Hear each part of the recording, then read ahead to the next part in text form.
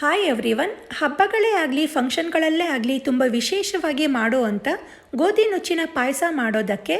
1 ಕಪ್ಪಷ್ಟು ಗೋಧಿ ನುಚ್ಚನ್ನು ಚೆನ್ನಾಗಿ ತೊಳೆದು ನೀರು ಹಾಕಿ ಒಂದು ಅರ್ಧ ಗಂಟೆ ನೆನೆಯಲಿಕ್ಕೆ ಬಿಟ್ಟು ನಂತರ ಅದರ ನೀರನ್ನೆಲ್ಲ ಬಸಿದು ಒಂದು ಕುಕ್ಕರ್ಗೆ ಹಾಕಿ ಇದ್ರ ಜೊತೆ ಹಾಲನ್ನು ಹಾಕಿ ಮಿಕ್ಸ್ ಮಾಡಿ ಸಾಫ್ಟಾಗಿ ಬೇಯಲಿಕ್ಕೆ ಬಿಡಬೇಕು.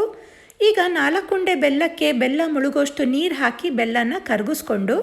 ಮಿಕ್ಸಿ ಜಾರ್ಗೆ ಫ್ರೆಶ್ ಕಾಯಿ ತುರಿ, ಗಸಗಸೆ, ಏಲಕ್ಕಿ, ಸ್ವಲ್ಪ ನೀರು ಹಾಕಿ ನೈಸಾಗಿ ಗ್ರೈಂಡ್ ಮಾಡಿ ಬೇಯಿಸ್ಕೊಂಡ ಗೋಧಿ ನುಚ್ಚಿಗೆ ನೀರು ಹಾಕಿ ನೀಟಾಗಿ ಮಿಕ್ಸ್ ಮಾಡಿಕೊಂಡು ಈಗ ತುಪ್ಪ ಕಾಯಿಸಿ ಚಕ್ಕೆ, ಲವಂಗ, ಹೆಚ್ಕೊಂಡ ಡ್ರೈ ಫ್ರೂಟ್ಸ್ ಹಾಕಿ ಫ್ರೈ ಮಾಡಿ ದ್ರಾಕ್ಷಿ ಹಾಕಿ ಫ್ರೈ ಮಾಡಿ ಎತ್ತಿಟ್ಕೊಂಡು ಅದೇ ತುಪ್ಪದಲ್ಲಿ ಬೇಯಿಸ್ಕೊಂಡ ಗೋಧಿ ನುಚ್ಚು,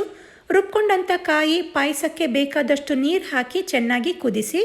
ನಂತರ ಕರಗಿಸ್ಕೊಂಡ ಬೆಲ್ಲ ಹಾಕಿ ಮಿಕ್ಸ್ ಮಾಡಿ ಕುದಿಸ್ಕೊಂಡ್ಮೇಲೆ ಹುರ್ಕೊಂಡಂಥ ಡ್ರೈ ಫ್ರೂಟ್ಸ್ ಹಾಕಿ ಮಿಕ್ಸ್ ಮಾಡಿದ್ರೆ ರುಚಿಯಾದ ಗೋಧಿ ನುಚ್ಚಿನ ಪಾಯಸ ರೆಡಿ.